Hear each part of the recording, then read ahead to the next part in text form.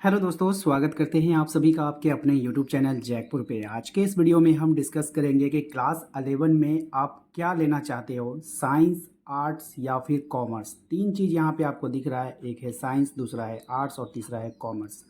तो सभी स्टूडेंट्स के मन में ये कन्फ्यूज़न होता है कि 11th में हम क्या लें, साइंस लें, आर्ट्स लें या फिर कॉमर्स लें। तो सभी कन्फ्यूज़न आज के इस वीडियो में हम दूर करने वाले हैं। साइंस होता क्या है, आर्ट्स होता क्या है और कॉमर्स होता क्या है, सबको इस वीडियो में हम देखेंगे। तो वीडियो काफ़ी इंपॉर्टेंट होने वाला है आपके लिए यदि आपने अभी 10 पास कर लिया है और काफ़ी सारा कन्फ्यूज़न है, अभी आप एडमिशन ले नहीं पा रहे हो, सोच नहीं पा रहे हो कि आपको क्या लेना है, या नहीं तो आपने एडमिशन ले लिया है, साइंस ले लिया है, किसी ने आर्ट्स ले लिया है, किसी ने कॉमर्स ले लिया है, तो अब लिए गए विषय पर उनको सर में मतलब पछताना पड़ रहा है कि मैंने बेकार में साइंस ले लिया। कोई सोच रहा है मैंने बेकार में आर्ट्स ले लिया, कोई सोच रहा है मैंने बेकार में कॉमर्स ले लिया। तो उन सभी के लिए ये वीडियो काफ़ी इंपॉर्टेंट होने वाला है। और आपने जो विषय चुना है, आगे चल के आपको क्या बेनिफिट मिलने वाला है। देखिए, सभी विषय अपने आप में मायने रखते हैं, सभी विषय का अपना एक वैल्यू है।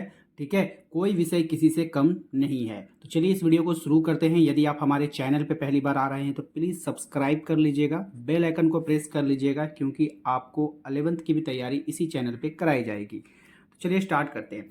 सबसे पहले देखिए, साइंस के बारे में हम बात करते हैं। साइंस यानी कि विज्ञान क्षेत्र।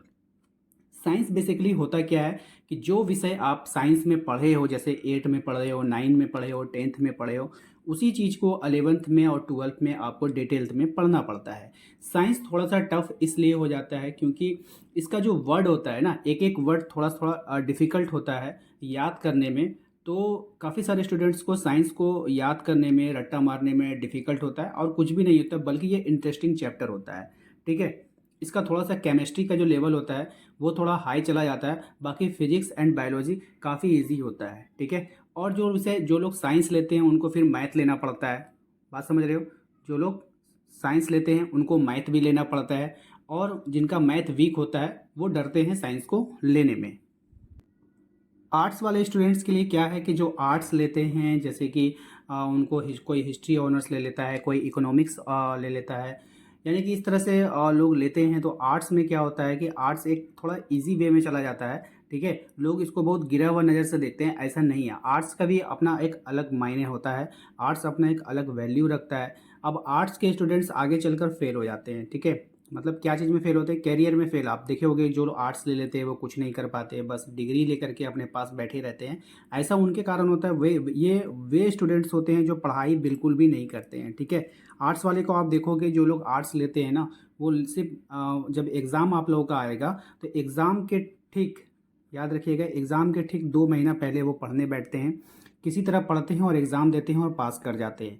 तो ये आर्ट्स वाले स्टूडेंट्स का कल्चर होता है, और इसी कारण से वो जो है अपने लाइफ में कुछ कर नहीं पाते हैं। ठीक है, उसके बाद देखोगे कॉमर्स। साइंस वाले को क्या होता है, साइंस वाले को पहले से ही पता होता है कि हमारा जो चैप्टर है, हमारा जो कोर्स है, वो जो है काफ़ी टफ है, हमको शुरू से पढ़ना होगा। साइंस वाले को देखोगे कि आप वो शुरू से कोचिंग वगैरह करते हैं। ठीक है, इस कारण से उनका पढ़ाई में बिल्कुल मन शुरू से लगा रहता है।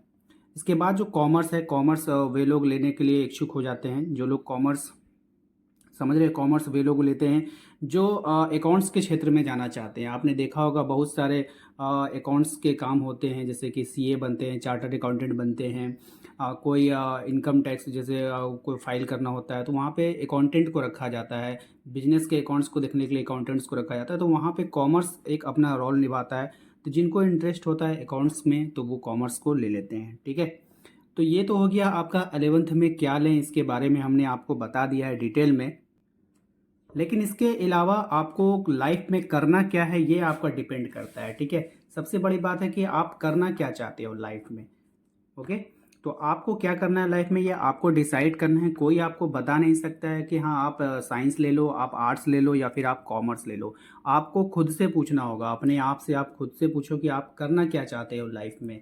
तो आपके पास 3-4 ऑप्शन आपको दिखेंगे। सबसे पहला ऑप्शन दिखेगा कि आप डॉक्टर बनना चाहते हो।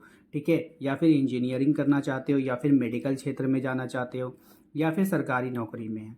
ठीक है, एक होता है डॉक्टर, एक होता है मेडिकल, दोनों ध्यान से समझना। ठीक है, डॉक्टर क्या होता है कि डॉक्टर में पर्पस आप डॉक्टर ही बनोगे, मेडिकल में आप डॉक्टर नहीं, आप बहुत कुछ में, जैसे पैथोलॉजिशियन में होता है, पैथोलॉजिस्ट होता है, बहुत सारा उसमें विभाग होता है। ठीक है, मेडिकल में तो आप उस लाइन में भी जा सकते हो। उसके अलावा आप देखोगे सरकारी नौकरी की आप तैयारी करना चाहते हो, आपका सपना है कि आप सरकारी नौकरी करोगे। कोई अभी बहुत सारे स्टूडेंट्स होंगे यहाँ पर जो कि अब आप बोलोगे कि सर मुझे जो है नेवी में जाना है, कोई कहेगा मुझे आर्मी में जाना है, कोई कहेगा मुझे दरोगा बनना है, किसी का सपना होगा मुझे रेलवे में जाना है। तो हर किसी का चॉइस अलग अलग होता है, ठीक है। तो हम जो है अब आपको बताएंगे कि किस चीज़ में आप, किस फील्ड में आप क्या करोगे नहीं करोगे, सारा कुछ जो है आपको बताएंगे। लेकिन इसके पहले जो है आप एक चीज़ और देख लो कि आपका मन किस सब्जेक्ट में लगता है। आपका मन जिस सब्जेक्ट को पढ़ने को करता है आप उसी सब्जेक्ट को लीजिए। अगर आपको साइंस में बिल्कुल भी मन नहीं लगता है, मैथ आपको बिल्कुल भी समझ में नहीं आता है, तब तो आपको आर्ट्स लेना होगा, ठीक है। अगर आपको देखोगे कि अगर आपको डेट्स याद नहीं रहता है, आपको किसी जैसे कि कोई घटना घट जाती है वो आप याद नहीं कर पाते हो। आर्ट्स में जो है लंबे लंबे क्वेश्चन आंसर होते हैं, अगर आप उसको रटने से बचना चाहते हो या उसको याद नहीं कर पाते हो तो फिर आपको साइंस लेना चाहिए, ठीक है। तो सभी कुछ है यहाँ पर, आपका मन किस में लगता है आपको सबसे पहली बात इसको देखना होगा, और अपने कैरियर को देखना होगा कि आप बनना क्या चाहते हो। इसके अलावा चलिए बात करते हैं हम कि अगर आप डॉक्टर बनना चाहते हो, ठीक है, अगर आपका एम है कि आप डॉक्टर बनोगे तो मेरा कहना है कि आप यहाँ पे साइंस ले लो, ठीक है। आप यहाँ पे साइंस लोगे। अगर आपको डॉक्टर बनना है तो आप यहाँ पे क्या लोगे, साइंस लेना होगा। इंजीनियरिंग करना है तो भी आपको साइंस लेना होगा, ठीक है। मेडिकल में जाना है तो भी आपको साइंस लेना होगा, ठीक है। सरकारी नौकरी के अलावा अगर आप सरकारी नौकरी का भी आप सपना देख रहे हो कि आपको गवर्नमेंट जॉब लेना है, तो आपको मैं भी यहाँ पे साइंस के लिए रेफ़र करूँगा, ठीक है। लेकिन आर्ट्स वाले लोग भी सरकारी नौकरी में जाते हैं। ऐसा नहीं है कि जो आर्ट्स लेते हैं वो सरकारी नौकरी नहीं करते हैं, वो लोग भी करते हैं, ठीक है। तो आप साइंस ले लोगे तो आपका जो साइंस का बेसिक कॉन्सेप्ट होता है, आपका मैथ जो होता है वो क्लियर हो जाएगा, ठीक है। अगर आप पढ़ सकते हो तो आप साइंस ले लेना, अगर आप नहीं पढ़ सकते हो तो आप आर्ट्स भी ले सकते हो, ठीक है। अब बात करते हैं कि आप अगर सरकारी नौकरी कर लेना चाहते हो तो यहाँ पर होगा क्या कि जो आर्ट्स लेते हैं ना, तो वो सरकारी नौकरी में अधिकतर देखोगे वो पीछे रह जाते हैं। क्यों? क्योंकि वो पढ़ाई पे ध्यान नहीं देते हैं शुरू से, ठीक है। 2 साल उनका बेकार हो जाता है, अंतिम में 1-2 महीना पढ़कर वो एग्ज़ाम देते हैं, जिस कारण से जो है उनका बेसिक पूरा कमज़ोर हो जाता है, ठीक है। साइंस वाले लोग को देखोगे वो शुरू से पढ़ रहे होते हैं, इस कारण से उनका बेसिक काफ़ी अच्छा होता है, इसलिए वो सरकारी नौकरी में भी अच्छा प्रदर्शन करते हैं। तो इसलिए मैं कहूँगा कि आप साइंस ले लोगे तो आपको पढ़ने का आदत बना रहेगा।